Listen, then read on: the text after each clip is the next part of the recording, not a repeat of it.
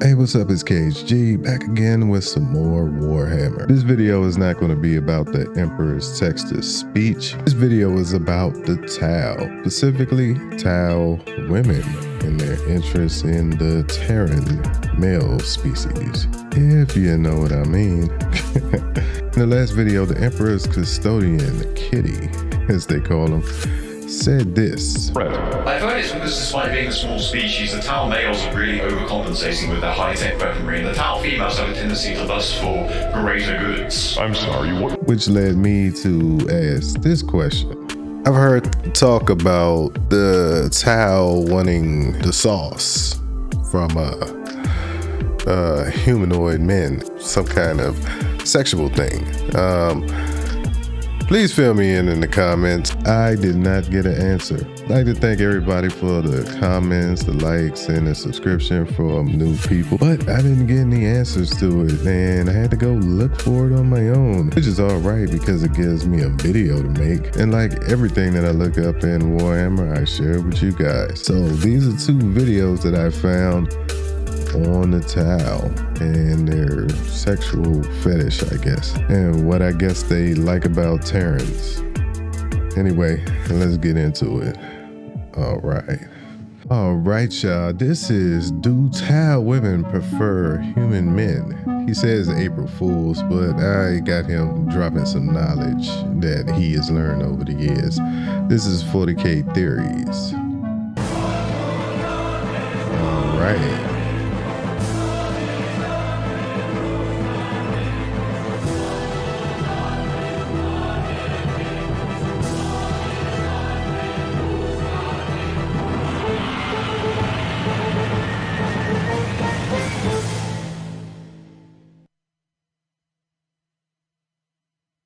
This is not fucking canon!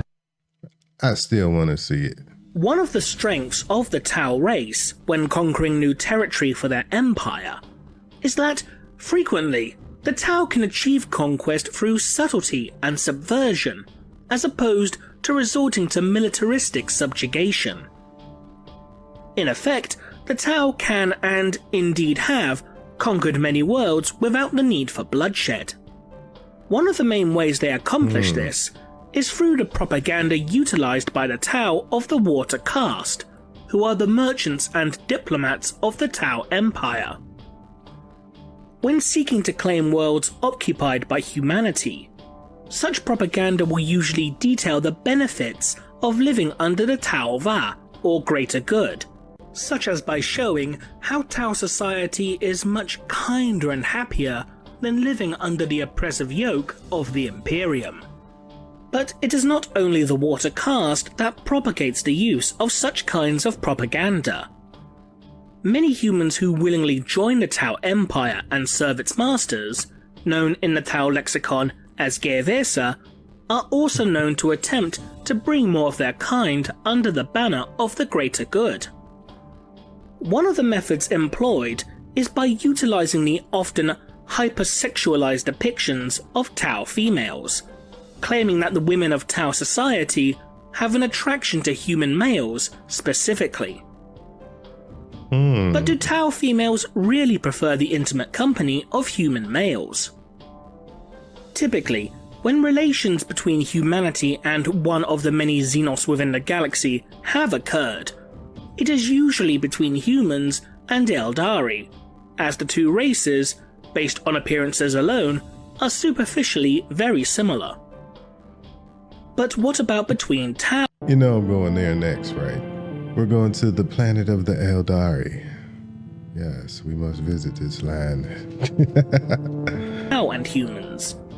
Have any documented romantic or sexual relationships occurred between the two races? There has been at least one instance of such a relationship occurring, between a Tau female known as Oshacera, or Shadow Sun to Imperial records, and one of the Captain Generals of the Adeptus Custodes, known informally as Kitten. Kitten? Ooh, I think we know who that is. A recovered Yeah. Seems like he also has a grip on the situation.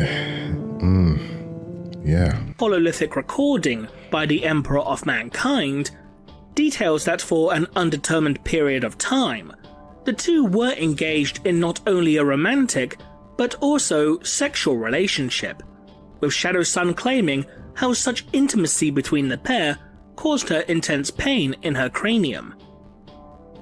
This in turn also seems to imply that the cranial cavity of the Tau doubles as an erogenous zone, similar to that of the ears of the Eldari. So this shows that physical and romantic relations between the two races are indeed possible. But for what reason would a Tau choose to be with a human over another Tau? Humans are indeed physically larger than Tau, and would, assumedly, also bear proportionately larger sets of genitalia. However, this being the reason not all of us. No. That's a myth. as to why Tau females prefer human males would depend on Tau breeding in a similar manner to humans, as not all sentient species within the galaxy do so. The Kroot, for example, reproduce by having the males secrete fluid from their palms, which is then absorbed through the skin of the female, who then discharges egg-like polyps from her throat, while the Orcs, by comparison, reproduce by the simple shedding of fungal spores, which will eventually grow into the many different strains of Orcoid. Given what the relationship between Shadow Sun and Kitten would seem to suggest, it's possible that humans and Tau are simply biologically incapable of engaging in sexual intercourse with one another, hence resorting to using the cavity within Shadow Sun's skull as an alternative. These What? Am I missing something? Yeah, I think I'm missing something. I need an accurate photograph of a Tau woman. Or the Tau, period. Like, huh?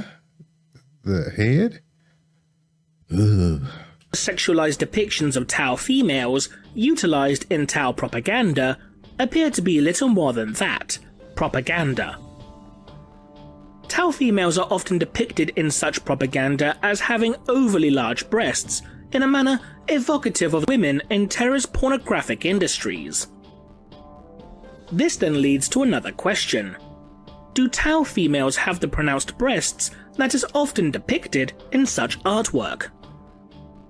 One of the few Tau females that had been acquired for scientific study by the Magus Biologus of the Imperium was that of one of the enigmatic ethereal caste. This particular specimen, known only as Aun, not only lacked breast tissue, but also mammary glands of any kind, which would suggest that the Tau do not produce milk or a similar analogue like the humans or Eldari, but possibly feed their offspring via regurgitation, similar to avian life forms, or that their offspring are capable of consuming solids from birth. Admittedly though, this particular specimen may be an anomaly, as Aun is shown lacking the typical hoof-like claws on her toes, which are sported by other members of her race. So ultimately, this would seem to debunk the propaganda of the Tau Empire. While one could very well generate a friendship or even a romantic relationship with a member of the Tau Empire regardless of their race, it's extremely unlikely, if not impossible, that it will be with a being so sexualized as depicted upon pamphlets or within holovids, another Xenos lie to bring others under their oppressive heel. Maybe. Inquisitor, why is there Xenos pornographic material everywhere? Isn't it obvious? It's for research into xenological biology, clearly.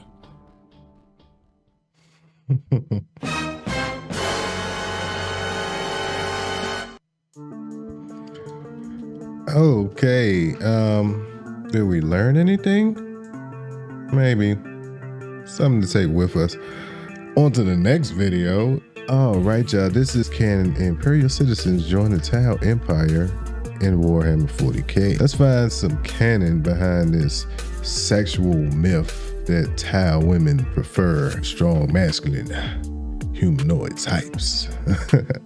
All right, y'all. Welcome back to another episode of 40 Facts About the 40K Universe. I am your host, Gershwin, and you are watching One Mind Syndicate.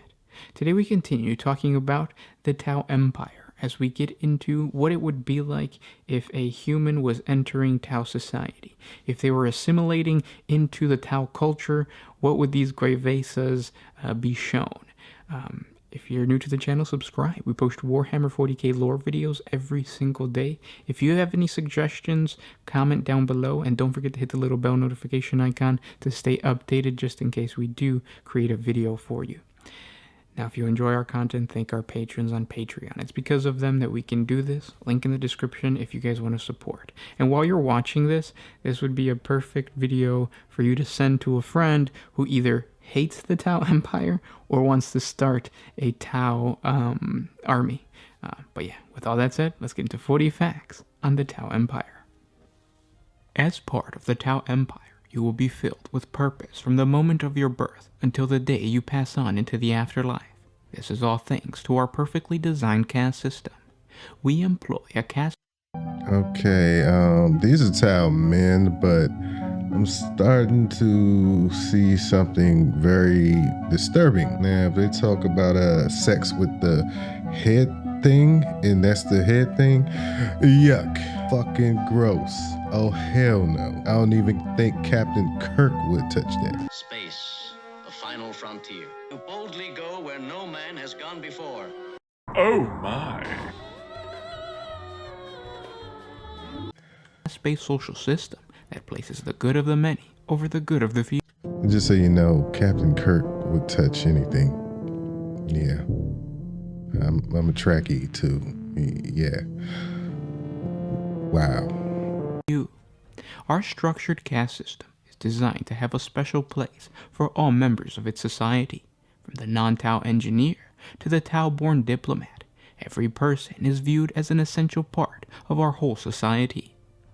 Our society is broken up into the fire, earth, water, air, and ethereal caste. And while our social standing is based on these castes, not one single individual is more important than the whole.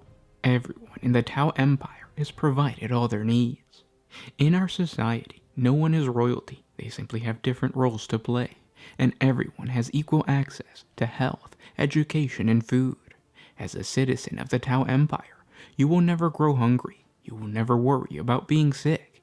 And you and your children will always be educated. The actions you take will never feel like tasks done without meaning. All your goals and accomplishments will benefit the people around you. Each day, you will be showed how your work goes to the betterment of our society. Because of this, the feeling of the empty, pointless life is scrubbed away from the minds of all of our citizens.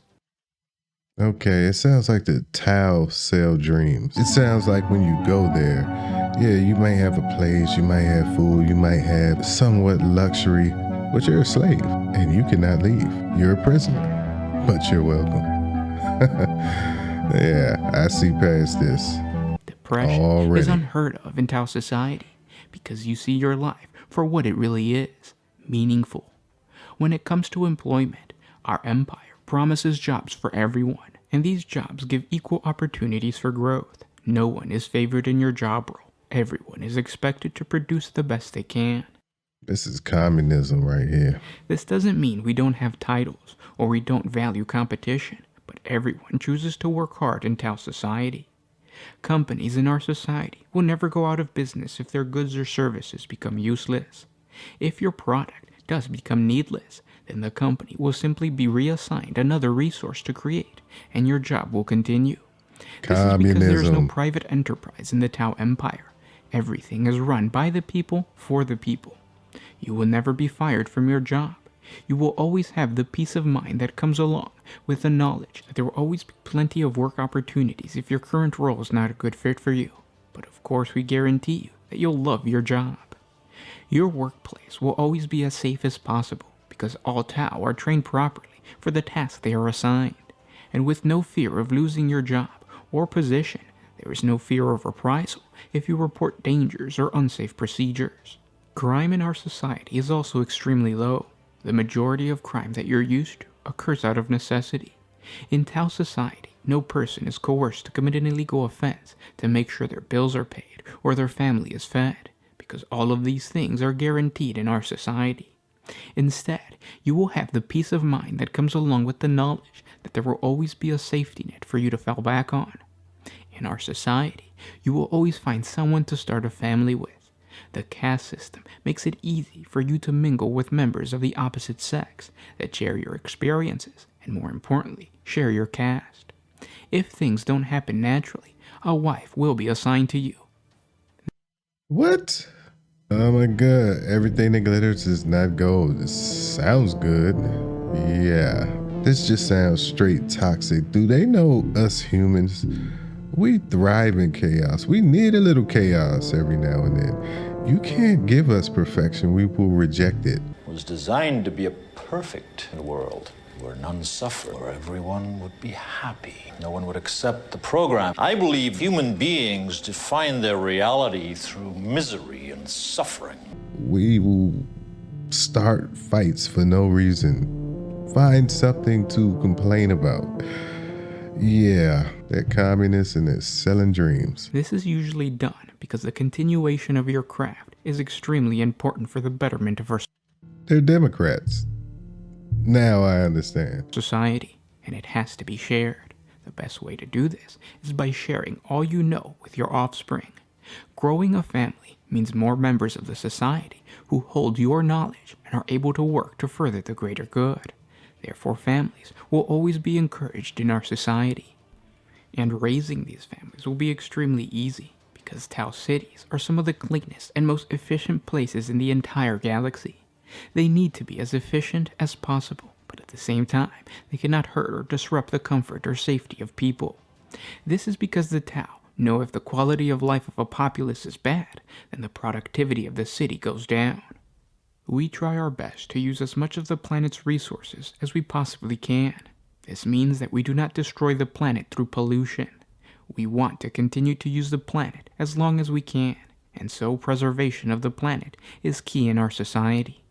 This means there is no dangerous wastelands that are created by giant manufactorums pumping out toxic fumes into the atmosphere. The countryside is used for growing crops and grassing livestock, much like the agri-worlds that you're used to. But the big difference is that in Tau worlds, we find a balance in the planet where we can use its resources in a variety of different ways. All of this is thanks to the Tau caste, working together, designing a solution for each individual planet. This brings me to my next point. Even though our caste cannot interbreed, they are encouraged to communicate.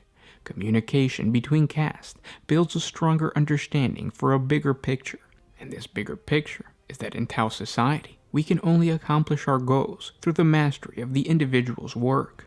In this way, each Tau citizen learns the monumental importance of their own personal caste. Oh yeah, by the way, another reason that I am looking up this video is because of the game Exodite. I kind of figured this was a Tau just by the skin color, but yeah.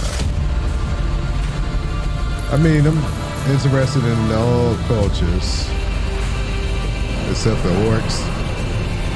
There's nothing really to them.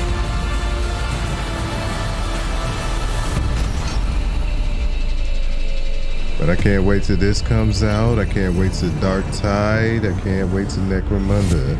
I will be playing all of them on this channel. Stay tuned, Warhammer community. Back to the video. Another thing you'll notice is that we never discourage you from improving or advancing our technology. Innovation is what has allowed our glorious empire to flourish in the eastern fringe of the galaxy, and it needs your creative mind to continue to spread. We have an entire caste dedicated to improving our technology.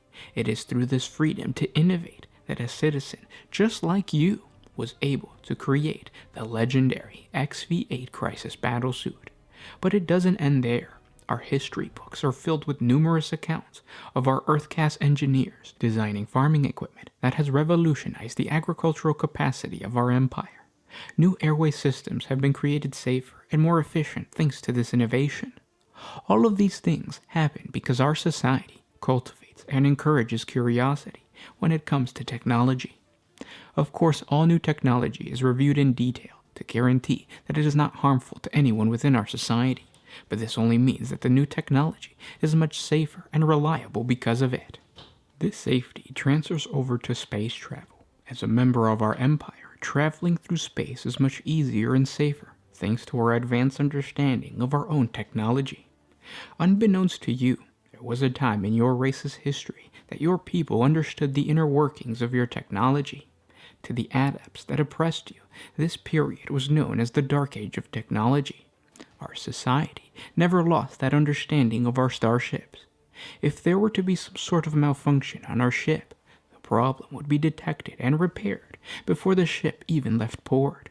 And while you might be used to seeing your human engineers lighting candles and praying to your ship, our engineers understand the fundamentals of physics and machinery much greater than the average Adeptus Mechanicus tech priest. I bet they do. One thing that I've learned on my journey into Warhammer is there's pretty much no education system. It's like you're either born with knowledge like the orcs, or knowledge comes through prayer with the Adeptus Mechanicus. It's like, where is the school? Where is the knowledge? Where are the libraries? But most important of all, our glorious Tau Empire is not xenophobic. All who wish to serve the greater good are welcome to do so. Because of this, you will be exposed to the wonders of alien culture. Just be careful if a Kroot ever feeds you any food. You know what? I love the artistry of people who even draw this world. It's such imaginations, and every drawing could just be a whole different race with a whole different story. I love it, man. Feeds you any food. This openness to the outside breeds acceptance in our society. If you are not a Tau, you will share a special bond with everyone that fights for the greater good, no matter your race. Members of the Watercast will be at the forefront of diplomatic missions into friendly alien space. Their mission is to discover new technologies and ideas that they can then fold over into Tau society. All of this in the hope of strengthening our great Tau Empire. If you have any connections with Imperial citizens in the upper echelons of society, please report this to the nearest Watercast representative, and they can assist you with opening a line of communication. We encourage all citizens to invite all those that might be open to talk with our glorious empire, and make sure to remind them that we are tolerant of most religious practices found on non-Tau worlds. While we might frown upon certain rituals or beliefs, the greater good does not force you to give up the devotion to your God. Remind these people that if they are trying to escape the belief system that has been pushed upon them and their families, the Tau Empire is the perfect place to be free. There is no need to pretend to worship anyone or anything anymore. You belong to the Tau Empire, and there is no need for you to pretend. You will always be protected in the Tau Empire. All resources are spent on increasing the Empire's defenses and ensuring it has enough weapons, trained soldiers, and armed vehicles to defend itself against any threat.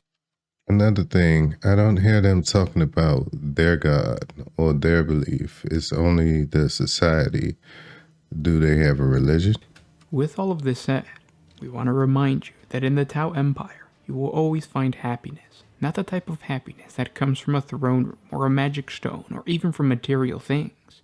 In the Tau Empire, you will always find the happiness that comes from the knowledge that working hard is the most honorable, noble, greatest, and most beautiful virtue because you're doing it for the greater good. And those were 40 facts on assimilating into the Tau Empire. I hope you guys enjoyed this video. If you did, share it with your friends, and thank our patrons on Patreon. It's because of them that we can do this. Link in the description if you guys want to support us. It's $1 a month. I'm going back and I'm redoing a lot of the older videos. It's not because we're running out of things to do. It's just because our video quality has improved. So I'm trying to revamp all those videos. We put work into the scripts, and a lot of these scripts are actually kind of funny, like this one. And I'm tweaking them a little bit. So as what before it was like a video of just explaining why the Tau Empire is better than the Imperium. Now it's like a intro video that you would be shown on your first day in Tau culture. So I thought that would be fun to not only just remake the video, but also give it a slightly different twist. So I hope you guys are enjoying this stuff. Any comments as far as like other topics that you guys would want us to talk about, comment down in the comment section below so that we can create a video for you. And yeah, I'll talk to you tomorrow. This is Gersh1 with One Mind Syndicate signing out.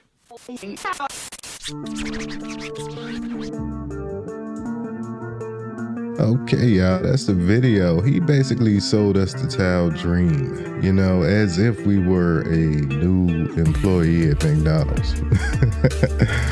Or some kind of, you know, naive citizen who just believes anything the government wishes to tell them. It's like it's built on a all-encompassing belief but no religion, no focal point. It's like somebody, you know, brainwashed the citizens and they can only think that everything that they're saying is the right thing for the better good. It just sounds like the way to enslave people. It's communism, really.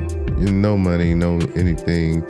You just get up and you work for the betterment of us. But at the same time, there's tier levels, you know. You can never cross your tier level, but you are appreciated. Anyway, what did you think about the Tau?